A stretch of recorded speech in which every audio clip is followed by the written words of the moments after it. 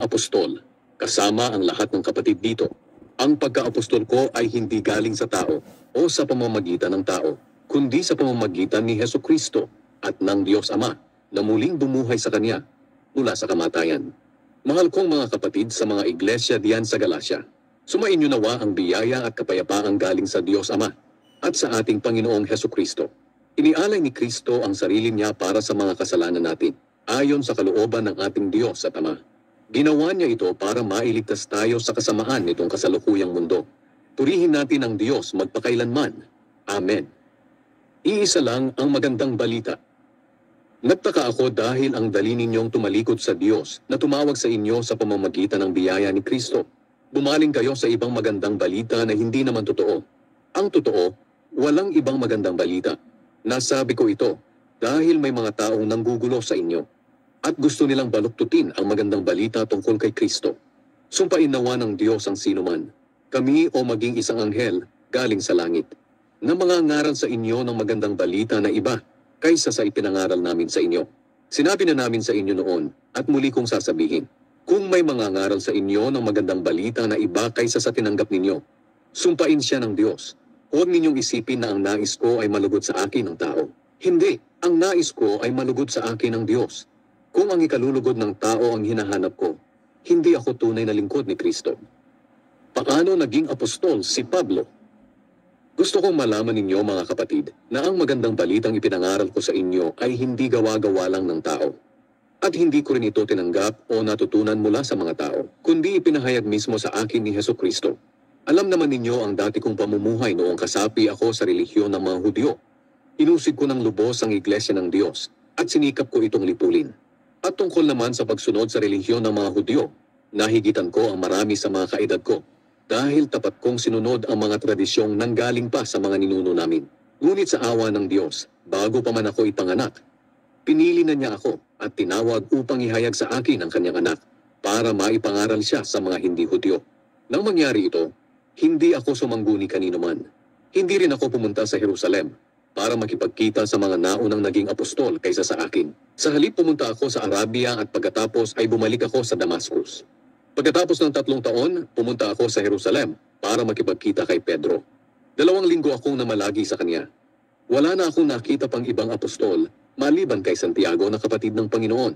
Totoo ang lahat ng sinasabi ko sa sulat na ito at alam ng Diyos na hindi ako nagsisinungaling.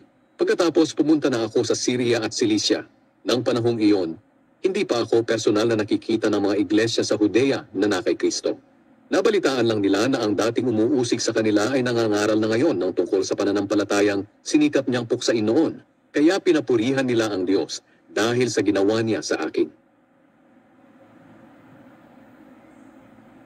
Ikalawang kabanata. Ang pagtanggap kay Pablo bilang apostol. Pagkatapos ng 14 na taon, pumunta ulit ako sa Jerusalem. Kasama ko sina Bernabe at Tito. Bumalik ako dahil nangusap sa akin ng Diyos na dapat akong pumunta roon. Nakipagkita ako ng sarilinan sa mga pinuno ng iglesia at ipinaliwanag ko sa kanila ang magandang balita na ipinangangaral ko sa mga hindi Hudyo. Ginawa ko ito para masiguro ko na hindi masasayang ang mga pinagpaguran ko noon hanggang ngayon. Nalaman kong sang-ayon sila sa ipinangangaral ko dahil hindi nila pinilit na magpatuli ang kasama kong si Tito kahit na hindi siya Hudyo. Lumabas ang usapin tungkol sa pagtutuli dahil sa ilang mga nagpapanggap na mga kapatid na nakisalamuha sa atin para sirain ang kalayaang natamo natin kay Kristo Jesus at gawin ulit tayong alipin ng kautusan ni Moises. Ngunit kahit minsan, hindi kami sumang-ayon sa gusto nila upang maingatan namin para sa inyo ang mga katotohanang itinuturo ng magandang balita. Ang mga namumuno sa mga mananampalataya sa Jerusalem ay wala namang idinagdag sa mga itinuturo ko. Kung sa bagay, hindi mahalaga sa akin kung sino man sila. Dahil walang itinatangi ang Diyos. Sa halip na dagdagan nila ang mga itinuturo ko, kinilala nilang pinagkatiwalaan ako ng Diyos sa pagpapahayag ng magandang balita sa mga hindi Hudyo. Tulad ni Pedro na pinagkatiwalaan sa pagpapahayag ng magandang balita sa mga Hudyo. Sapagkat ang Diyos na kumikilos sa gawain ni Pedro bilang apostol sa mga Hudyo, ang siya ring kumikilos sa gawain ko bilang apostol sa mga hindi Hudyo. Kaya nang malaman ng mga kinikilalang pinuno ng iglesia na sina Santiago, Pedro at Juan na ipinagkaloob sa akin ng Diyos ang gawain ito, tinanggap nila kami ni Bernabe bilang mga kamanggagawa sa pangangaral ng magandang balita. Napagkasunduan namin na kami ang mangangaral sa mga hindi Hudyo at sila naman ang mangangaral sa mga Hudyo. Ang tanging hiling nila ay huwag naming kalilimutang tulungan ang mga mahihirap. At iyan din naman talaga ang nais kong gawin. Pinagsabihan ni Pablo si Pedro. Noong dumating si Pedro sa Antioch, pinagsabihan ko siya ng harapan dahil mali ang ginawa niya. Sapagkat bago dumating ang ilang tao mula kay Santiago, kumakain si Pedro kasama ng mga hindi Hudyo. Pero nang dumating ang mga iyon, nagsimula na siyang umiwas at ayaw nang kumain kasama ng mga hindi Hudyo. Natakot siya sa maaaring sabihin ng mga Hudyong nagpupumilit na magpatuli ang mga hindi Hudyo para maligtas. Pati tuloy ang ibang mga kapatid na Hudyo ay nakikaya sa pagkukunwari niya at maging si Bernabe ay napagaya na rin. Nang makita kong hindi na ayon sa katotohanan ng magandang balita ang ginagawa nila, pinagsabihan ko si Pedro sa harap ng lahat. Bakit mo pinipilit ang mga hindi Hudyo na mamuhay na parang mga Hudyo? Ikaw nga mismo na isang Hudyo ay namumuhay na parang hindi Hudyo. Ang kaligtasan ay para sa lahat. Kaming mga ipinanganak na Hudyo ay iba sa mga hindi Hudyo na itinuturing ng mga kapwa naming Hudyo na makasalanan. Ngunit alam namin na ang tao ay tinuturing na matuwid ng Diyos sa pamamagitan ng pananampalataya kay Hesukristo at hindi sa pagsunod sa kautusan. Kaya nga kaming mga Hudyo ay sumampalataya rin kay Kristo Jesus para maituring na matuwid sa pamamagitan ng pananampalataya at hindi dahil sa pagsunod sa kautusan, sapagkat walang sino mang maituturing na matuwid sa pamamagitan ng pagsunod sa kautusan. Ngayon, kung lumalabas na makasalanan pa rin kami sa kagustuhan naming maituring na matuwid sa pamamagitan ng pakikipag-isa kay Kristo, masasabi bang si Kristo ang dahilan ng pagiging makasalanan namin? Hindi. Ngunit kung babalikan ko naman ang pagsunod sa kautusang iniwan ko na, ako na rin ang nagpapatunay na makasalanan ako. Sa katunayan, sa pamamagitan mismo ng kautusan, nalaman ko na wala ng kapangyarihan ang kautusan sa akin. Kaya malaya na akong mamuhay para sa Diyos. Namatay akong kasama ni Kristo sa krus. Hindi na ako ang nabubuhay sa aking sarili, kundi si Kristo na. Ipinapamuhay ko ang buhay kong ito sa pamamagitan ng pananampalataya sa anak ng Diyos na nagmahal sa akin at nag-alay ng buhay niya para sa akin. Hindi ko binabaliwala ang biyaya ng Diyos. Dahil kung maituturing na matuwid ang tao sa pamamagitan ng kautusan, walang saysay ang pagkamatay ni Kristo. Hindi. Bakit kayo naniniwala sa mga nanlilinlang sa inyo? Hindi ba't malinaw na ipinangaral ko sa inyo ang kahulugan ng pagkamatay ni Kristo sa krus? Ito ngayon ang gusto kong itanong sa inyo. Tinanggap niyo ba ang banal na espiritu dahil sa pagsunod sa kautusan? O dahil sumampalataya kayo sa magandang balita na napakinggan niyo? Talagang hindi nga kayo makaintindi. Nagsimula kayo bilang mananampalataya sa pamamagitan ng kapangyarihan ng espiritu. Bakit ngayon pinipilit ninyong magpakabanal sa pamamagitan ng sarili ninyong pagsisikap? Wala na bang halaga sa inyo ang naranasan ninyo? Mawawalan na lang ba ito ng kabuluhan? Hindi ba't ibinigay sa inyo ng Diyos ang kanyang espiritu at sa pamamagitan niya ay gumagawa kayo ng mga himala? Tinanggap niyo ba ito dahil sa pagsunod sa kautusan o dahil sumampalataya kayo sa magandang balita na napakinggan ninyo? Tingnan niyo ang nangyari kay Abraham. Ayon sa kasulatan, sumampalataya siya sa Diyos, kaya itinuring siyang matuwid. Malinaw na ang mga sumasampalataya sa Diyos ang siyang mga tunay na anak ni Abraham. Noon pa man, sinasabi na sa kasulatan na ituturing na matuwid ng Diyos ang mga hindi Hudyo sa pamamagitan ng pananampalataya nila. At ang magandang balitang ito'y ipinahayag ng Diyos kay Abraham nang sabihin niya, "Pagpapalain ko ang lahat ng bansa sa pamamagitan mo." Sumampalataya si Abraham sa Diyos at pinagpala siya. Kaya lahat ng sumasampalataya sa Diyos ay pinagpapala rin tulad ni Abraham. Ngunit ang lahat ng umaasang maituturing na matuwid sa pamamagitan ng pagsunod sa kautusan ay isinumpa na ng Diyos. Sapagkat sinasabi sa kasulatan, isinusumpa ang sinumang hindi sumusunod sa lahat ng nasusulat sa aklat ng kautusan. Malinaw na walang taong ituturing na matuwid sa harap ng Diyos sa pamamagitan ng pagsunod sa kautusan. Dahil sinasabi sa kasulatan, ang taong itinuring na matuwid ng Diyos dahil sa pananampalataya niya ay mabubuhay. Ang kautusan ay hindi nakabatay sa pananampalataya. Sapagkat sinasabi sa kasulatan, ang nagnanais mabuhay sa pamamagitan ng kautusan ay kailangang sumunod sa lahat ng iniuutos nito. Ngunit hindi natin masunod ang lahat ng iniuutos ng kautusan, kaya sinumpa tayo ng Diyos. Pero ngayon, tinubos na tayo ni Kristo sa sumpang ito. Sinumpa siya alang-alang sa atin, dahil sinasabi sa kasulatan, isinumpa ang sinumang binitay sa puno. Ginawa ito ng Diyos para ang pagpapalang ibinigay niya kay Abraham ay matanggap din ng mga hindi Hudyo sa pamamagitan ni Kristo Jesus, at para matanggap natin ang ipinangakong Espiritu sa pamamagitan ng pananampalataya. Ang kautusan at ang pangako ng Diyos. Mga kapatid, bibigyan ko kayo ng halimbawa. Hindi maaaring basta na lang ipawalang bisa o dagdagan ang anumang kasunduang nalagdaan na. Ganoon din naman sa mga pangako ng Diyos. Ngayon, nangako ang Diyos kay Abraham at sa kanyang salinlahi. Hindi niya sinabi, sa mga apo mo na nangangahulugang marami, kundi sa apo mo, na ang ibig sabihin ay iisa. At ito'y walang iba kundi si Kristo. Ito ang ibig kong sabihin. May kasundo ang ginawa ang Diyos kay Abraham. At ipinangako niyang tutuparin ito. Ang pangakong ito ay ibinigay niya 430 taon bago dumating ang kautusan. Kaya ang pangakong iyon ay hindi mapapawalang bisa o mapapawalang saysay ng kautusan. Sapagkat kung matatanggap natin ang pagpapala sa pamamagitan ng pagsunod sa kautusan, walang kabuluhan ang pangako ng Diyos kay Abraham. Ngunit ang totoo, ibinigay ng Diyos ang pagpapala bilang pagtupad sa pangako niya. Kung ganoon, ano ba ang silbi ng kautusan? Ibinigay ito para malaman ng tao na nagkakasala sila. Ngunit ito'y hanggang sa dumating lamang ang ipinangakong apo ni Abraham. Ibinigay ng Diyos ang kautusan sa pamamagitan ng mga anghel, at sila ang nagbigay nito sa mga tao sa tulong ng isang tagapamagitan. Ngunit ang pangako ay hindi tulad nito. Dahil lang ibigay ito ng Diyos kay Abraham, hindi siya gumamit ng tagapamagitan o mga anghel, kundi siya mismo. Kung ganoon, taliwas ba ang kautusan sa mga pangako ng Diyos? Hindi, sapagkat kung ang kautusan ay makapagbibigay buhay, ito na sana ang naging paraan ng Diyos para ituring tayong matuwid. Ngunit sinasabi ng kautusan na ang buong mundo ay alipin ng kasalanan. Kaya ang mga sumasampalataya lamang kay Hesukristo ang makakatanggap ng mga ipinangako ng Diyos. Noong hindi pa dumarating itong tinatawag na pananampalataya kay Kristo, para tayong mga bilanggo, pinilanggo tayo ng kautusan hanggang sa araw na inihayag ang kaligtasan natin sa pamamagitan ng pananampalataya. Ang kautusan ay naging tagapag-alaga natin hanggang sa dumating si Kristo, para sa pamamagitan ng pananampalataya sa Kanya ay maituring tayong matuwid. At ngayong may pananampalataya na, wala na tayo sa patnubay ng kautusan na tagapag-alaga. Mga anak ng Diyos sa pananampalataya. Kayong lahat ay mga anak ng Diyos dahil sa pananampalataya ninyo kay Kristo Jesus. Sapagkat binautismuhan kayo sa pakikipag-isa ninyo kay Kristo at namumuhay kayong katulad niya. Ngayon, wala nang pagkakaiba ang Hudyo sa hindi Hudyo, ang alipin sa malaya, ang lalaki sa babae. Kayong lahat ay iisa na dahil kayo'y na kay Kristo na.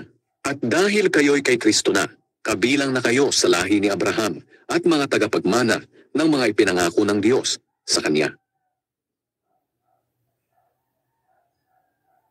Ika-4 na kabanata. Ito ang ibig kong sabihin. Habang bata pa ang tagapagmana, wala siyang ipinagkaiba sa mga alipin kahit kanya ang lahat ng ari-arian. Itinatagubilin siya sa mga taong nag-aalaga sa kanya at namamahala ng mga ari-arian niya hanggang sa araw na itinakda ng kanyang ama. Ganoon din naman ang kalagayan natin bago dumating si Kristo. Inalipin tayo ng mga panuntunan ng mundong ito. Ngunit nang dumating na ang takdang panahon, isinugo ng Diyos ang kanyang anak sa mundo. Ipinanganak siya ng isang babae at namuhay sa ilalim ng kautusan para palayain ang mga nasa ilalim ng kautusan nang sa ganoon ay maging anak tayo ng Diyos. At dahil mga anak na tayo ngayon ng Diyos, isinugo ng Diyos ang espiritu ng kanyang anak sa ating puso, kaya makakatawag na tayo sa kanya ng Ama. Ngayon, hindi na tayo mga alipin, kundi mga anak. At kung mga anak tayo ng Diyos, tagapagmana rin tayo ng mga pangako niya.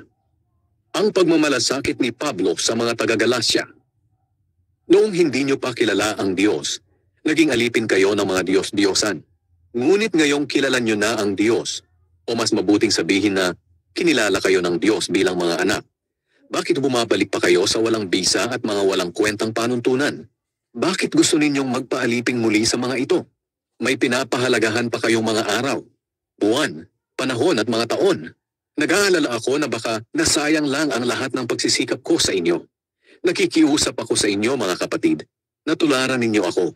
Dahil kahit isa akong Hudyo, tinalikuran ko ang pagsunod sa kautusan ng mga Hudyo, at naging katulad ninyong hindi Hudyo. Wala kayong kasalanan sa akin. Alam naman ninyo na ang pagkakasakit ko ang naging dahilan, kaya ko na ipangaral sa inyo ang magandang balita sa unang pagkakataon. Kahit naging pagsubok sa inyo ang sakit ko, hindi nyo ako hinamak o itinakwil. Sa halip tinanggap nyo pa nga ako na parang isang anghel ng Diyos o parang ako na mismo, si Hesukristo.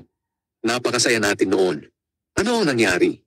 Ako mismo ang makakapagpatunay na kung maaari lang noon ay dinukit na ninyo ang inyong mga mata para ibigay sa akin. Naging kaaway na ba ninyo ako dahil sinasabi ko ang katotohanan? May mga tao riyan na nagpapakita ng pagmamalasakit sa inyo, pero hindi mabuti ang hangarin nila. Gusto lang nila akong siraan para sila ang sundin ninyo. Hindi masamang magpakita sila ng pagmamalasakit kahit wala ako sa piling nyo. Basta't mabuti lang ang hangarin nila. Minamahal kong mga anak, hanggat hindi nakikita sa inyo ang buhay ni Kristo, maghihirap akong parang isang babaeng nanganganak. Kung maaari lang sana, makapunta na ako riyan at makausap kayo ng maayos, dahil nag-aalala ako ng labis sa inyo. Ang halimbawa ni Sarah at Hagar. Ngayon, sabihin nga ninyo sa akin, kayong mga nais magpailalim sa kautusan, hindi ba ninyo alam ang sinasabi sa kautusan? Sinasabi roon na may 2 anak si Abraham. Ang isa ay anak niya sa kanyang alipin na si Hagar, at ang isa naman ay anak niya sa asawa niya na si Sarah. Ang kanyang anak sa alipin ay ipinanganak ayon sa karaniwang panganganak. Ngunit ang anak niya sa kanyang asawa ay ipinanganak ayon sa pangako ng Diyos. Maaari nating tingnan ang 2 babaeng ito bilang isang paghahalintulad. Kumakatawan sila sa 2 kasunduan. Si Hagar ay kumakatawan sa kasunduan na ibinigay ng Diyos kay Moises sa bundok ng Sinai. Ipinanganak ng mga alipin ang mga anak niya. Si Hagar na kumakatawan sa bundok ng Sinai sa Arabia ay kumakatawan din sa kasalukuyang Jerusalem, sapagkat ang mga tao sa Jerusalem ay naging alipin ng kautusan. Ngunit ang asawang si Sarah ay hindi alipin, at siya ang kumakatawan sa Jerusalem na nasa langit.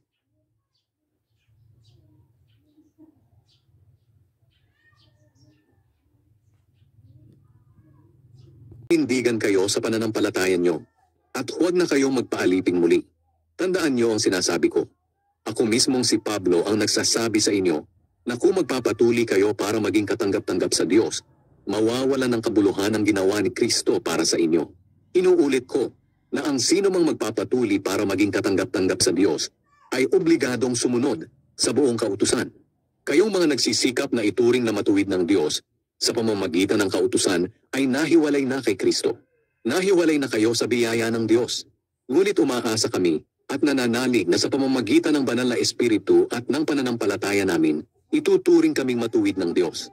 Sapagkat sa mga na kay Kristo, walang halaga ang pagiging tuli o hindi. Ang tanging mahalaga ay ang pananampalatayang nakikita sa pamamagitan ng pagmamahalan. Mabuti noon ang mga ginagawa ninyo. Sino ang pumigil sa inyo sa pagsunod sa katotohanan? Hindi maaaring ang Diyos ang pumigil sa inyo dahil siya ang tumawag sa inyo sa pananampalataya. Isipin niyo sana na ang maling aral ay parang pampaalsa na kahit kaunti ay nakakapagpaalsa sa buong masa ng harina. Umaasa ako sa Panginoon na hindi kayo magpapadala sa ibang pananaw. Parurusahan ng Diyos ang mga nanggugulo sa inyo, maging sino man sila. May mga nagsasabing itinuturo ko raw na kailangan ng pagtutuli para maging katanggap-tanggap sa Diyos. Kung totoo iyan mga kapatid, bakit inuusig pa rin ako hanggang ngayon? At kung iyan nga ang itinuturo ko, walang kabuluhan ang mensahe tungkol sa kamatayan ni Kristo sa krus. Ang mensaheng hindi matanggap ng iba. At sa mga nanggugulo naman sa inyo, hindi lang sana sila magpatuli, kundi magpakapon na rin. Mga kapatid, tinawag kayo upang maging malaya. Ngunit huwag ninyong gamitin ang kalayaan nyo para pagbigyan ng mga pagnanasa ng laman. Sa halip, magmahalan kayo't magtulungan, sapagkat ang buod ng buong kautusan ay nasa isang utos. Mahalin mo ang iyong kapwa, gaya ng iyong sarili. Ngunit kung patuloy kayong mag-aaway-away na parang mga hayop, baka tuluyan na ninyong masira ang buhay ng isa't isa. Ang pamumuhay sa banal na Espiritu. Kaya mamuhay kayo ng ayon sa nais ng banal na Espiritu, para hindi ninyo mapagbigyan ng pagnanasa ng laman. Sapagkat ang ninanasa ng laman ay laban sa nais ng Espiritu, at ang nais ng Espiritu ay laban sa ninanasa ng laman. Magkalaban ang dalawang ito, kaya hindi ninyo magawa ang gusto ninyong gawin. Ngunit kung nagpasakop na kayo sa banal na Espiritu, hindi na kayo sakop ng kautusan. Ang mga taong sumusunod sa ninanasa ng laman ay makikilala sa gawa nila.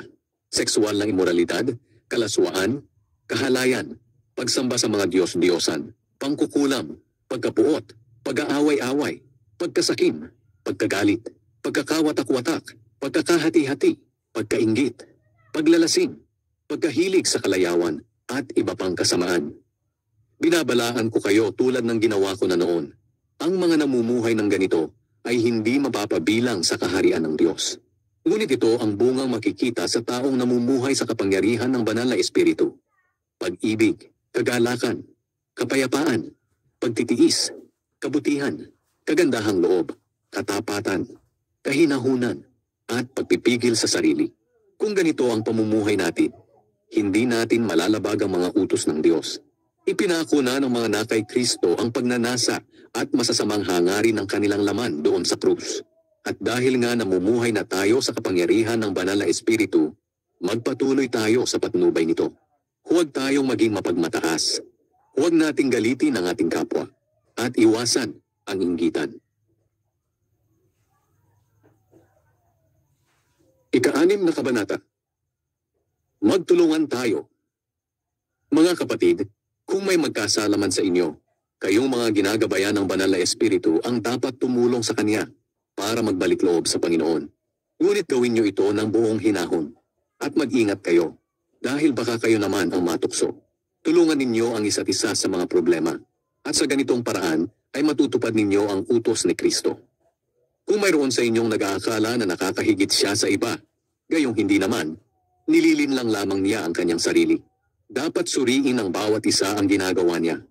At kung mabuti ang ginagawa niya, magalak siya. Pero huwag niyang ikukumpara ang sarili niya sa iba dahil may pananagutan ng bawat isa sa kanyang ginagawa. Ang mga tinuturuan ng salita ng Diyos ay dapat na tumulong at magbigay sa mga nagtuturo sa kanila. Huwag ninyong linlangin ang inyong sarili.